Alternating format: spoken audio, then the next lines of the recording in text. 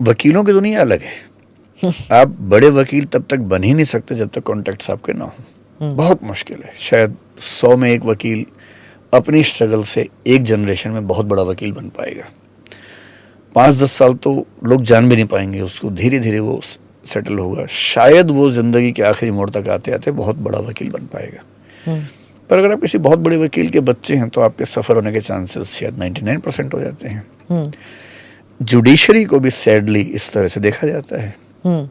ऐसा लोग कहते हैं कि कॉलेजियम सिस्टम की वजह से या जिस भी वजह से लगभग 80 से 100 परिवार हैं जजेस के जिनमें बच्चे बार बार जजेस बनते हैं। और ये क्रिटिसिज्म ऑफ कॉलेजियम सिस्टम तो बहुत प्रोमिनेंट क्रिटिसिज्म है। जुडिशरी इज नॉट रिफ्लेक्टिव भी नहीं है। उसमें एससी समाज का, एसटी समाज का पार्टिसिपेशन ऑलमोस्ट नेग्लिजिबल है, 0 के आसपास है। विमेन का पार्टिसिपेशन 0 के आसपास है। क्योंकि जुडिशरी में सिलेक्शन प्रोसेस ट्रांसपेरेंट नहीं है।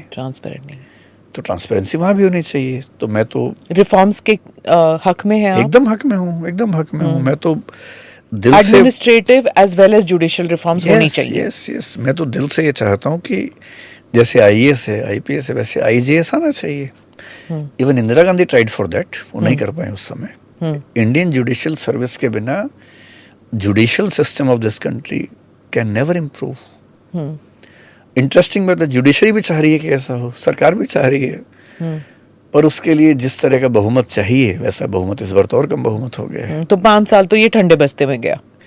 कहना मुश्किल है, क्योंकि अगर ये मोदी जी की आखिरी मेजर टर्म है, मुझे पता नहीं उनके मन में क्या क्या है, पर मेरा ख्याल है कि उनके मन में होना चाहिए कि जुडिशियल सर्विस आ जाए।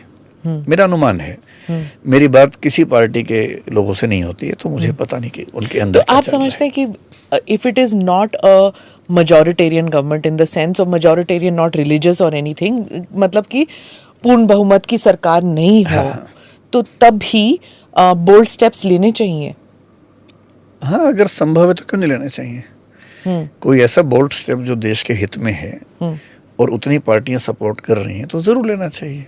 नर्वसनेस होती है ना जब पूर्ण बहुमत ना हो, तो फिर पॉलिटिकली नर्वस होते हैं। बट व्हाट इज गुड, जितना मैं देखता हूँ मतलब मोदी जी को या अमित शाह जी को, मुझे लगता नहीं कि वो बहुत नर्वस हैं।